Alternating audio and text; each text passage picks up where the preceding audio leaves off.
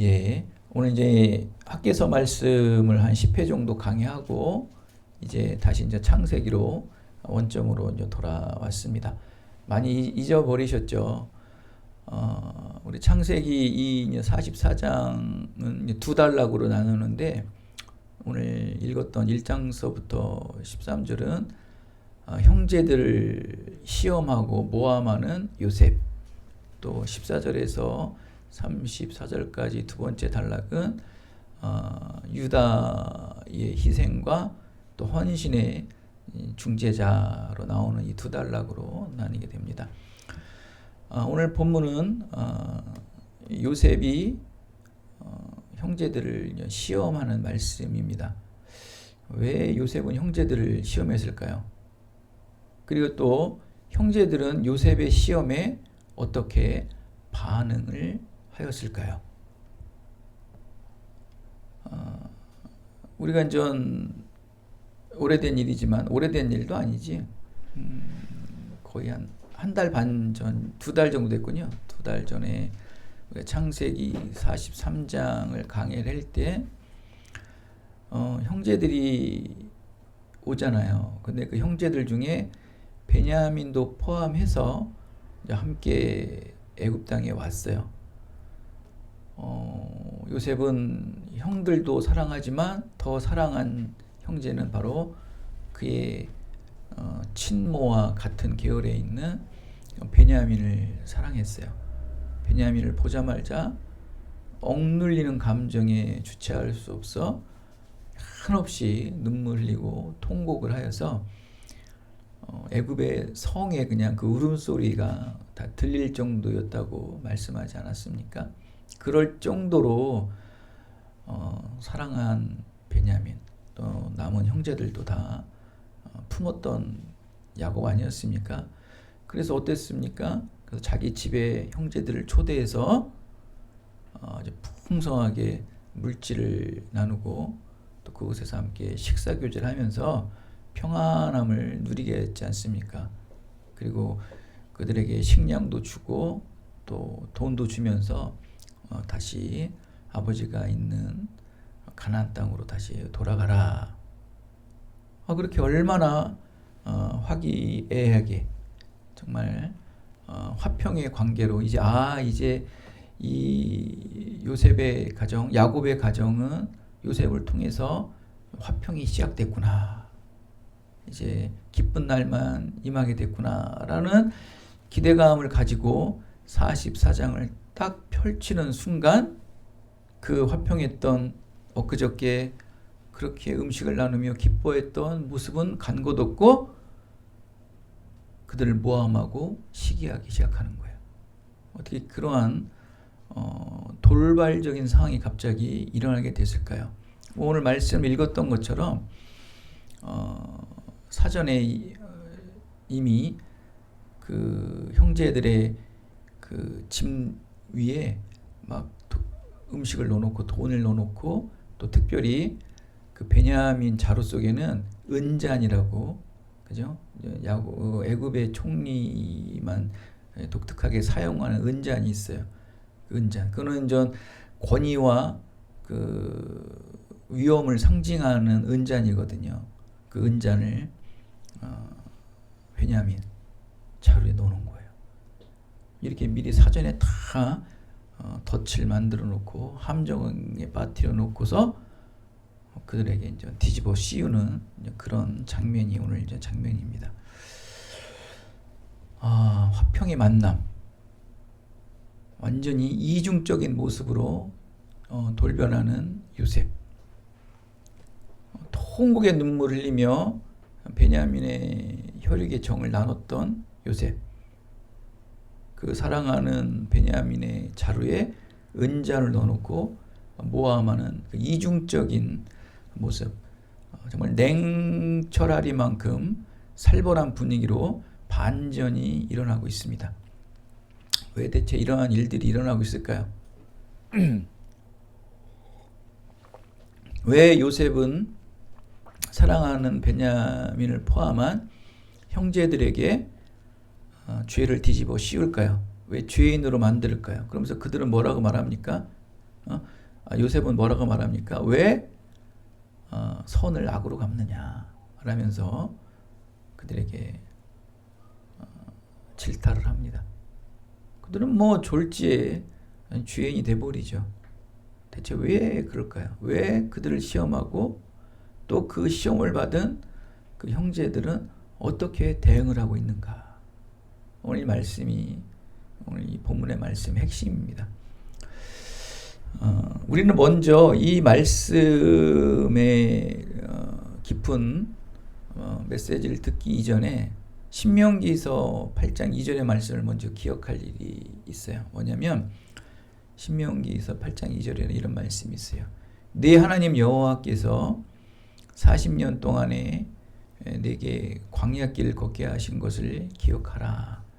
왜 내가 너희들을 40년 동안 광야길을 걷게 했는가? 그걸 반드시 기억하라는 거예요. 그 이유가 뭐냐면은 그 후반절에 그렇게 너희들 오랫동안 이 광야에 머물게 한 이유는 너희를 먼저 단련하고 또 너희를 낮추고, 이게 뭐냐면 겸손하게 만들었다는 거예요. 그러기 위해 내가 너희들을 40년 동안 시험했다는 거예요. 시험의 이유가 너희들을 겸손하고 낮은 마음을 갖게 하기 위함이라는 거예요. 왜 그렇게 겸손하고 낮은 마음을 갖기 위해 40년 동안 그를 돌보았는가? 그 이유는 이제 마지막에 나옵니다. 하나님의 계명과 그 명령을 너희들의 마음속으로 지키는지 지키지 않는지를 알게 하기 위해서 내가 너희를 40년 동안 들렸다는 거예요. 그래서 내가 너희들을 40년 동안 시험을 했다는 거예요. 이거 굉장히 중요한 말씀 포인트예요. 이 말씀이 이해가 되면은 왜 요셉이 형제들을 시험했는가를 알 수 있는 거예요. 너희들을 단련시키고 낮추시기 위해. 왜 너희를 단련하고 왜 낮추시겠어요? 하나님의 계명과 그 명령을 너희 마음속에서 지키는지 지키지 않는지를 알고 싶기 때문에. 그들은 어디를 갑니까? 이제 가나안 땅에 들어갑니다. 출애굽 백성들은. 그죠? 신명이라는 게 가나안 땅에서 이제 하나님의 말씀을 지키기 위해 주신 말씀이 신명기서 아니겠습니까? 하나님의 이 명령을 잘 듣는지 않는지를 내가 너희들을 알 수 있는 것은, 너희들 그렇게 만들어 놓은 이유는 40년 동안 광야 생활을 하면서 너희를 겸손하고 낮게 만들어 놨다는 거예요. 여러분, 가나안 땅이 어떤 땅입니까? 젖과 꿀이 흐르는 땅이에요. 풍요한 땅이에요. 그죠? 또 그곳에는 풍요도 있지만 또 무엇도 있습니까? 안악자손이라는 엄청난 공포의 대상들이 있는 거예요. 풍요도 있지만 또 공포도 있고, 또 그곳에 어떤 것도 또 많이 깔려 있으니까 이방신들이 무지수로 깔려 있는 거예요. 그런 여러 가지 풍요 속에서, 또 때로는 여러 가지 대적들 속에서 너희들이 그곳에서 무엇을 보여야 되는가? 하나님의 말씀을 지키는지 지키지 않는 것을 하나님은 보겠다는 거예요. 그래서 그 하나님의 말씀을 잘 지키고 못 지키는 것은 이 40년 동안의 광야의 삶에서 판결 안 되는 거예요. 그러니까 너희가 가정에서 교육을 잘 받았는지 잘 못 받았는지는 이제 세상 속에 나가보고 결혼 생활을 하고 또 이후에 직장 생활을 하고 여러 가지 다양한 생활을 했을 때, 얘가 올바른 가정에서 올바른 교육을 받고 자란 애인구나 아닌구나를 알 수 있는 것처럼, 하나님께서도 40년 동안 너희가 광야에서 시험을 받게 한 이유는, 비록 40년 동안의 광야의 삶이 힘들고 눈물 나고 어렵고 불만과 불평도 많을 수 있으나 너희 마음속에 하나님의 말씀을 우선순위로 하는 그 겸손한 마음, 그 낮은 마음을 가지고 있어야 된다는 거예요. 그래야 이제 풍요에 살 때도 또 빈궁에 살 때도 하나님을 믿는 마음이 변치가 않는다는 거예요. 풍요하다고 하나님을 등한시하는 것도 아니고 궁핍하다고 하나님을 버리는 게 아니에요. 왜 나를 이렇게 고생시켜놓고 이렇게 못 살게 합니까? 라는 불만 불평이 있는 것이 아니고, 그러기 위해 하나님께서는 이렇게 말씀을 주십니다. 너희 마음속으로 하나님의 말씀을 지키는지 지키지 않는지를 알게 하려 하심이라. 여러분, 시험 받고 역경에 처하게 되면 여러분, 사람의 본 모습이 여실히 드러납니다. 처음에는 잘 몰라요. 같이 어려움과 공경 속에서 극한 상황에 처해 보면은 그 사람이 누구인지를 알 수 있어요. 그래서 뭐 우리 그러잖아요. 뭐 밥도 먹어보고 술도 마셔보고 뭐 여행도 가보고 또 뭐 목욕도 해보고 막 여러 가지 뭐 친숙 단계를 거치잖아요. 그죠? 여행 같은 경우에 특히 여행 같은 경우에 어떻습니까? 또 막 상상치도 못하는 여러 가지 일들이 나지 않습니까? 타지에서 타국에서 그럴 때 사람들의 막 본 모습들이 드러나는 거예요. 그래서 여행해 보면 알아요. 그래서 그 신혼부부들도요, 신혼여행 갔다가 이혼한 사람이 그렇게 많대요. 가면은 다른 거예요. 막 상상치도 못할 일들이 막 터지잖아요. 언제 한번 지난해도 일본 갔을 때 갑자기 뭐 예약해야 되는데 거기 그 지형에 뭐 잘못된 일 때문에 노선을 변경해야 되는 거예요. 숙소도 뭐 모든 것들이. 그때 그거를 어떻게 침착하게 잘 대처하느냐에 따라서 그 사람들의 본 모습이 드러나는 거예요. 또 그것뿐이겠습니까? 이제 인생을 살다 보면은 힘들 때, 어려울 때 보면은 나오는 거예요. 또 우리 가족도 보면은 힘들어봐서 알잖아요. 힘들 때 어떻게 우리가 마음을 지키고 서로 배려하며 있었는가. 또 교회의 이러한 상황 속에서 어떻게 하면 우리 교회 안에서 이런 없을 때 지켜야 되는가, 또 보호해 나가야 되는가, 비전을 품어야 되는가. 본 모습이 드러나는 거거든요. 풍요할 때는 몰라요. 궁핍해 볼 때 그게 나오는 거예요. 시험과 역경 속에 사람의 본 모습이 나가는 거거든요.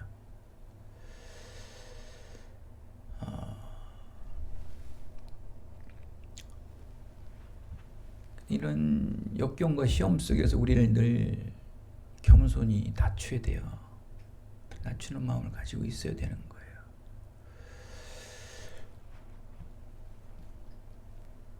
그래서 여러분, 우리가 어떤 여러 역경 상황이 막 돌아올 때 보면은 이게 다 누구의 환경이겠습니까? 다 마귀들이 주는 환경들 아닙니까? 그죠?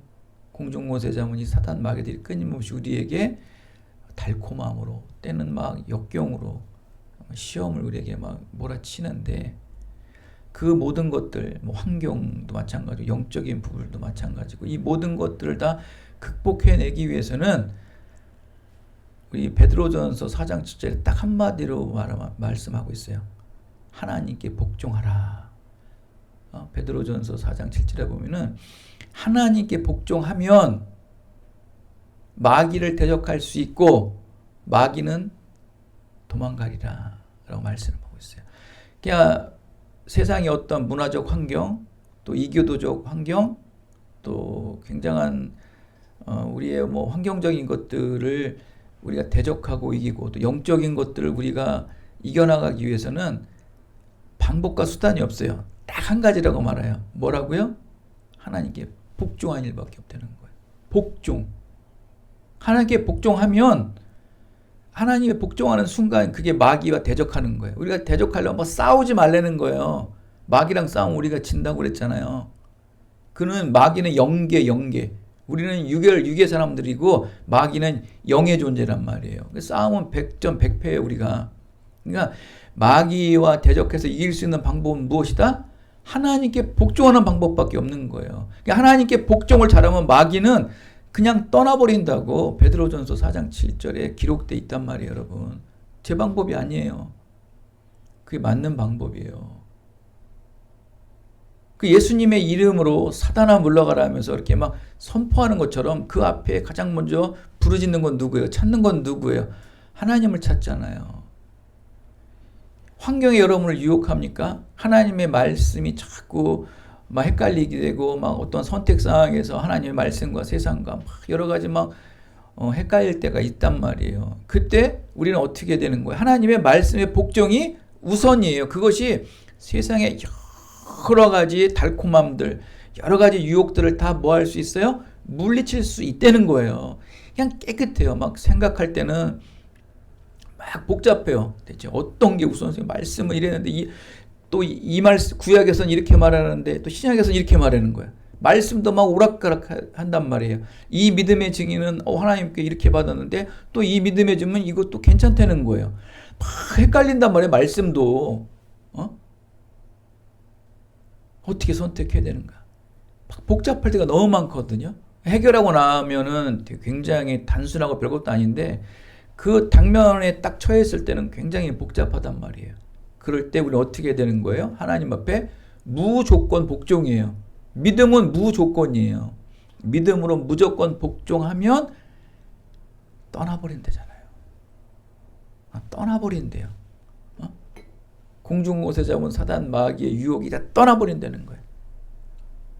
너무나 단순하죠. 그냥 너희들이 하나님의 말씀을 지키는지 지키지 않는지 이것을 내가 보겠다는데 뭘 보겠다는 거예요? 하나님의 말씀을 복종하는지 복종하지 않는지를 보겠다는 거예요. 이게 신명기 말씀이고 요셉이 형제들을 시험하는 본질적 문제라는 거예요. 그 형제들이 과연 모함을 받았잖아요. 억울함을 받았잖아요. 그때 하나님의 말씀을 믿고 있는지 믿고 있지 않는지, 즉 베냐민을 형들에게 넘겨줬잖아요. 야곱 아버지가 그 애굽에 갇혀 있는 시몬이 있었잖아요. 시몬이 갇혀 있잖아요. 시몬을 구해내야 되고 또 양식을 더 받아와야 되잖아요. 그러기 위해서는 그 형들이 가야 되는데 분명히 요셉이 뭐라고 그랬습니까? 너희들이 다시 올 때는 누구를 데려와야지 이 시몬을 풀어준다고 그랬어요? 베냐민을 데리고 와야 된다는 거예요. 베냐민을 데리고 와야지 시몬도 풀어주고 너희들에게 양식도 준다고 그랬단 말이에요. 그럼 야곱은 고민을 많이 했잖아요. 하나님이 죽으면 죽으리라 하는 마음으로 야곱은 그 사랑하는 베냐민을 넘겨줬잖아요. 그러면서 뭐라고 말합니까? 그 유다가 뭐라고 그래요? 책임지고 제가 종이 되는 한이 있을지라도 제 목숨을 버리는 한이 있을지라도 베냐민만큼은 반드시 내가 구출해서 오겠습니다. 다시 데리고 오겠습니다라고 약속했잖아요. 언약했잖아요. 야곱에게. 하나님의 사람 야곱에게 그 아들 유다가 약속했단 말이에요. 형제들도 동의해서 갔단 말이에요. 근데 이러한 상황이 처한 거예요. 베냐민이 종으로 몰려버린 거예요. 왜? 많고 많은 형제 중에 베냐민의 그 자루에 은잔이 있었던 거예요. 즉 이것은 애굽의 권위를 탈취한 거란 말이에요. 그럼 그 자리에서 즉결 심판해도 되는 거예요. 그럴 정도로 어마어마하게 큰 죄악을 지었던 형제들이란 말이에요. 자, 그렇게 되면은 무엇이 지금 무너지게 됩니까? 바로 아버지 야곱과 언약했던 말씀이 무너지는 거예요.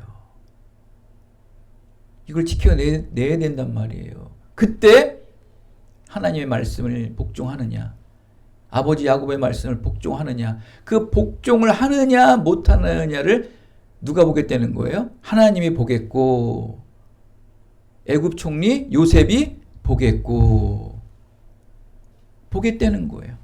그 언약하신 하나님 아버지와 언약한 말씀을 보겠고 아버지 야곱과 언약한 말씀을 보겠다는 거예요. 그 말씀을 복종하겠느냐, 그 언약한 말씀을 지키는지 안 지키는지를 하나님이 보겠고 요셉이 보겠다는 거예요. 어떻게 됐습니까? 그래서 베냐민에게 은잔이 나왔어요. 자루에서. 그러면서 형제들은 옷을 찢으며 회개하지 않습니까? 용서를 구하지 않습니까? 그죠? 13절에. 그리고 마지막에 어떻습니까? 애굽으로 돌아가리라. 이게 대단한 형제들이에요. 드디어 이 형제들이 변한 거예요. 아버지 야곱의 말씀에 복종하기 시작했다는 거예요. 그 사랑하는 요셉을 보호하라고 그 형제들은 늘 말하였건만 형제들은 결국 아버지의 말을 어기고 요셉을 죽이려고 했고 노예로 팔아버렸잖아요. 근데 이제는 그들이 그러한 일을 해요, 안 해요? 하지 않고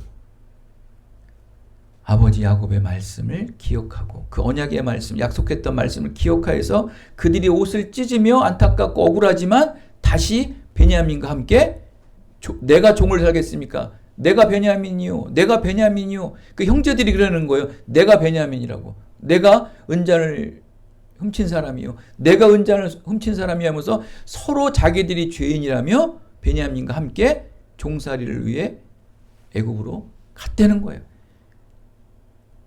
이들의 마음이 어때요? 예전에 그 마음이 아니에요. 요셉을 팔았던 그 악한 마음들이 아니었다는 거예요. 크리미처럼 녹은 거예요. 그들의 마음이. 그 형들의 강박했던 마음들이 그 1차, 2차 때 갔던 그 요셉을 만났을 때 막 감옥에서도 왜 우리가 감옥 생활 하는가 하면서 막 의아했잖아요. 그러면서 오랜 감옥 생활 중에 막 회개하기 시작했잖아요. 우리가 동생 요셉을 이렇게 해서 우리가 이런 옥살이를 하고 있는 것이고 고난을 겪는 것이다 하면서 그때 회개가 일어났잖아요. 그들의 마음이 이미 크리미처럼 녹아 있었던 거예요.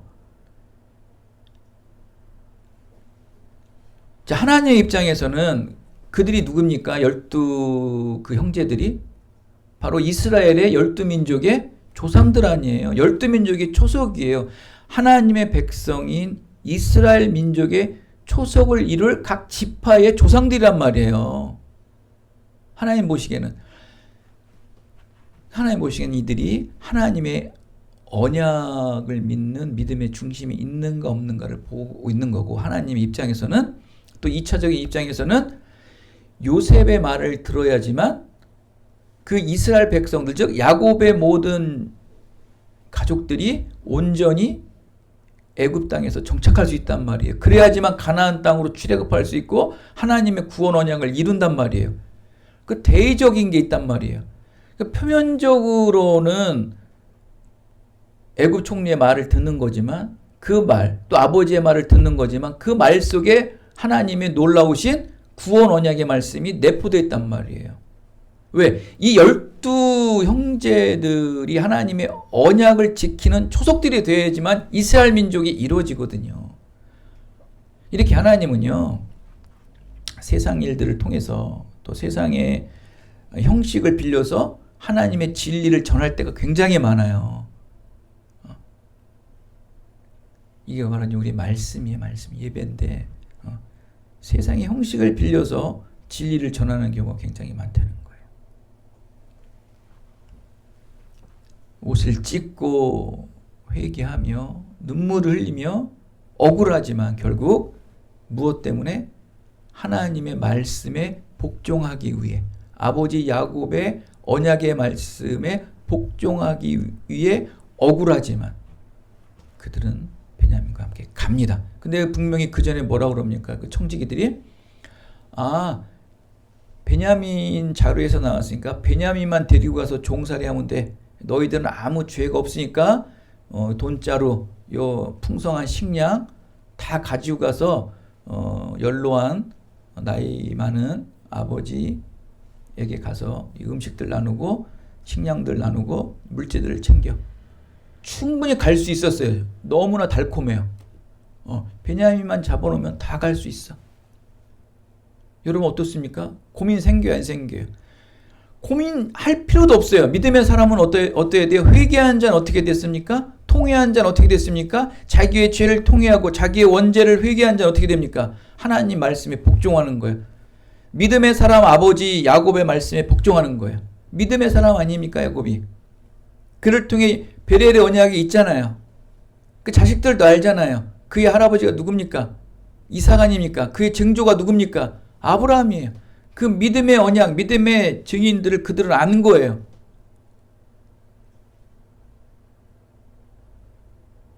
말씀에 순종하잖아요. 자기들 살 수 있었어요. 형제들 살 수 있어, 분명히 살 수 있겠다고 그들이 얘기해 줬어요. 베냐민만 놓고 가면 너희들은 다 프리하게 자유롭게 갈 수 있어. 그래서 또다시 가서 아버지랑 고민하고 기도하고 또다시 새로운 계획을 세워서 또 갈 수도 있어요. 지금의 위기를 모면할 수 있단 말이에요. 안 하잖아요. 예전 같았으면 그렇게 했다는 거예요. 회개하기 전에는, 통회하기 전에는, 죄에 대해서 모르기 전에는 그냥 죄를 알았잖아요. 자기들의 죄가 얼마나 큰 죄인 걸 알았잖아요. 지금 못하는 거예요. 그때 하나님의 말씀을 복종. 그러니까 죄를 알잖아요. 죄를 알면 하나님 앞에 복종하게 돼 있어요. 이 일을 통해서 죄악된 일이라는 걸 알잖아요. 이게 죄라는 걸 알잖아요. 아무리 달콤하고 아무리 좋아도 이게 죄라는 걸 알잖아요. 그럼 하나님을 복종할 수밖에 없어요. 그 죄를 모르니까 하나님의 말씀에 복종을 안 하는 거거든요. 괜찮아 그러잖아요. 괜찮아 됐어. 진리와 정의, 법 이런 것들을 막 무시해버리는 거예요. 모르니까. 알면은 복종하는 거예요. 그게 어디서부터 나와요? 아버지 야곱의 말씀에 순종함으로부터 나오는 거예요. 그것이 즉 하나님의 말씀에 순종이라는 거예요. 아니나 다를까요? 그 순종이 결국 하나님의 구원을 이루잖아요. 여러분 이제 이 창세기에서 쭉 가면 이제 형제들의 여러 가지 문제들이 많이 나옵니다. 이제 형제들과 함께 바로 왕도 만나러 가야 돼요. 바로 왕도 만나서 고센 땅에 정착하겠다는 어떤 명령도 받아야 되거든요. 근데 형제들이 여러분 엄청난 역할들을 많이 합니다. 나중에 보면은 요셉만 한 것 같죠. 요셉은 그냥 중재자일 뿐이지 실질적으로 이 가나안 애굽 땅에 정착하는 것은 형제들이 엄청난 일들을 해요. 야곱도 마찬가지고 하나님의 구원의 도구로 사용이 되기 시작합니다. 이게 드러나요, 막. 이 말씀을 막 알면은 놀랍습니다. 근데 이면에 이렇게 벌써 형제들은 변화가 되는 상태를 볼 수 있어요. 이렇게 하나님 앞에 변화되지 않은 자, 마음의 중심이 올바로 있지 않은 자 하나님이 사용하지 않으세요. 근데 이미 벌써 이들의 모든 생각과 마음은 이미 죄를 아는 마음, 회개하는 마음, 통회하는 마음이 있는 상태가 이미 돼버린 거예요. 그러니까 이들에게는 항상 하나님의 말씀이 우선이에요. 복종할 줄 아는 거예요. 꺾일 줄 안 되는 거예요. 이런 자들 나중에 이후에 바로를 만나고 어떤 일들을 만날 때 사용되어진단 말이에요. 하나님이 이렇게 낮은 자, 그죠?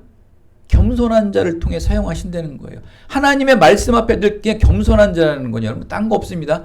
하나님의 말씀 앞에 복종하는 자가 겸손한 자예요. 막 자기 의를 드러내고 막 드러내지만 하나님의 말씀 앞에 낮아지는 거예요. 왜 사람이 막 댕댕대다가도 정말 옳은 말씀하고 뭐 하면 그냥 순종하잖아요. 동의를 얻으면은. 우리 믿음의 사람들은 별거 없어요. 하나님의 말씀에 그냥 꼬꾸라지는 사람들. 이게 겸손이에요. 다른 게 여러분 겸손 우리가 국어적인 사전으로 겸손 다 필요 없습니다, 여러분. 우리의 겸손, 여러분과 저의 겸손은 어떤 겸손이어야 돼요? 하나님 말씀 앞에 순종하고 복종하는 게 겸손이다. 할렐루야. 하나님 말씀 앞에 순종하세요. 복종하세요. 그러면은 모든 미혹거리들, 모든 유혹거리들, 모든 고난과 역경들이 다 떠나갈지어다. 할렐루야. 다 떠나가는 거예요. 그게 우선이에요. 그게 우선. 이렇게 형들의 마음을 부드럽고 크리미하게 이미 만져주셨던 거예요. 이렇게 동생의 위기와 죽음 앞에 공감하고 슬퍼하는 사람으로 변화된 거예요. 로마서 12장 15절 어떤 말씀이 있습니까? 즐거워하는 사람들과 함께 즐거워하고 슬픔을 당하는 사람들과 함께 슬퍼하라. 다른 사람의 처지와 상황을 공감하고 이해하는 사람. 이게 바로 이웃사랑의 시작이라는 거예요. 서로 상대를 공감하지 못하면서 무슨 예수님의 복음을 전합니까? 무슨 구원의 복음을 전합니까, 여러분? 상대방과 공감하지 못하지 않습니까? 즐거워하는 사람과 즐거워하지 못하고 슬퍼하는 사람과 함께 슬퍼하지 못하는 공감력이 없는 사람들이 그런 사람들이 무슨 예수님을 복음을 증거합니까? 그 사람들이 그걸 받겠어요? 먼저 함께 즐거워하고 함께 슬퍼하는 공감의 마음이 있어야 돼요. 그게 사랑의 시작이에요. 서로 즐거워하고 서로 아파할 수 있는, 교감과 공감할 수 있는 관계. 복음의 시작, 사랑의 시작이다. 그러기 위해서는 우리가 어떻게 해야 돼요? 그러기 위해서는 먼저 희생해야 돼. 희생. 형제들이 희생하잖아요. 베냐민만 가도 되는데 모든 형제들이 희생하잖아요. 왜? 공감한 거예요. 같이 슬퍼하고 죽음 앞에 같이 괴로워하고 변화된 자의 모습이거든요. 이미 형제들은 마음이 크리미해졌어요. 부드러워졌단 말이에요. 죄를 아는 거예요. 그러니까 희생할 줄 아는 거예요. 희생할 줄 안단 말이에요. 희생은 이게 희생이에요. 사랑하니까 희생하는 거예요, 여러분. 사랑하지 않으면 어떻게 희생을 하겠습니까? 그 상대를 공감할 수 있는 거예요. 상대의 아픔을 내 아픔과 같은 거예요. 그래, 희생하는 거예요. 희생하는 거예요.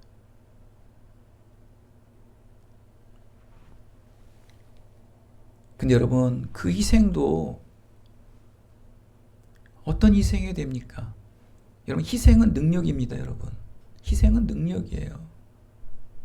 고난당하는 사람의 짐을 함께 짊어지기 위해서 주님께서 우리의 죄를 위해 십자가에 짊어지신 희생, 그 신령한 은혜의 능력인 희생, 그 십자가의 희생이 우리에겐 능력이란 말이에요.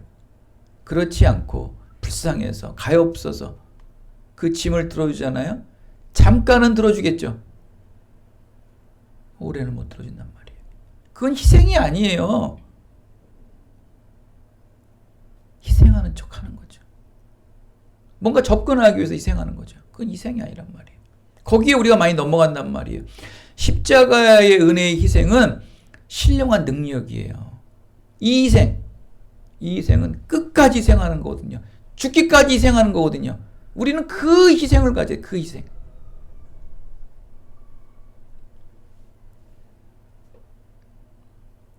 종이 돼도 가잖아요. 그 이들은 무슨 희생을 받은 거예요? 신령한 하늘의 희생을 받은 자들이란 말이에요. 이 형제들은, 그 강박했던 형제들이 드디어 희생을 끝까지 하잖아요.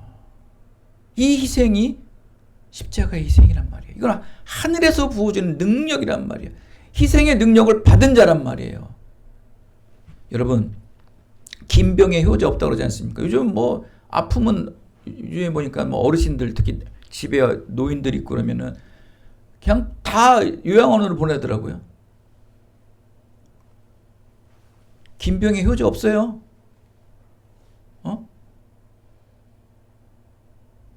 김병의 효자 없어요. 시간, 돈, 정신, 육체 다 탈진됩니다, 여러분. 저도 아버지를 모셔봐서 알지만 정말 보통 일 아니에요. 제 시간이 없어요. 뭐 돈은 말할 것도 없고요. 육체도 탈탈 털려요. 정말 너무 힘들어요.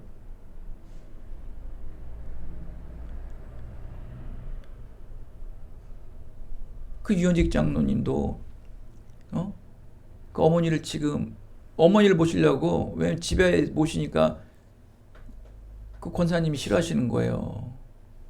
아내 권사님이. 처음이야 뭐 근데 너무 병기간이 오래되니까, 그러니까 그 눈치가 원래 또 그런 거 있으시잖아요. 집을 하나 별도로 얻으신 거예요. 그 어머니만 혼자 케어하려고. 완전히 그냥 와상으로 다 두루누 계시다는 거예요. 그냥 장로님이 늘 거기서 붙어 있으면서 두 집 살림 하는 거예요. 거의 거기서 있는 거, 거기서. 은퇴하고 이제 나이 70이 다 되신 분이. 그걸 몇 년 했냐면은요, 지금 올해가 5년째래, 5년째.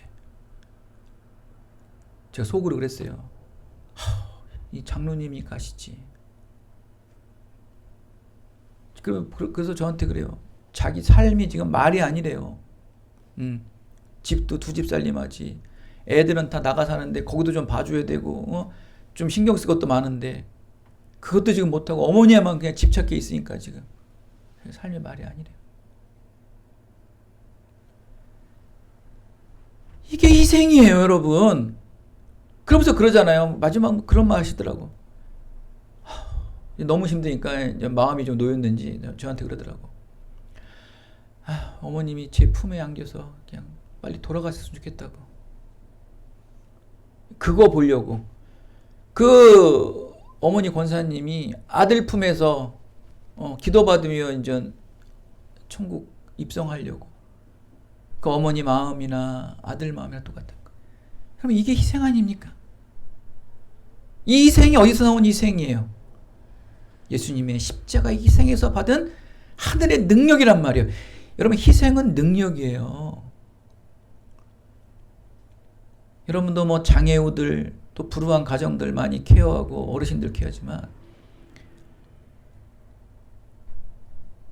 비록 일 때문에 그 일을 하지만, 여러분 이제 궁극적으로 그분들, 그 장애우들, 노인들, 또 불우한 가정들, 또 앞으로 소외된 여러 가지 아동들, 그들을 뭘로 품으셔야 돼요?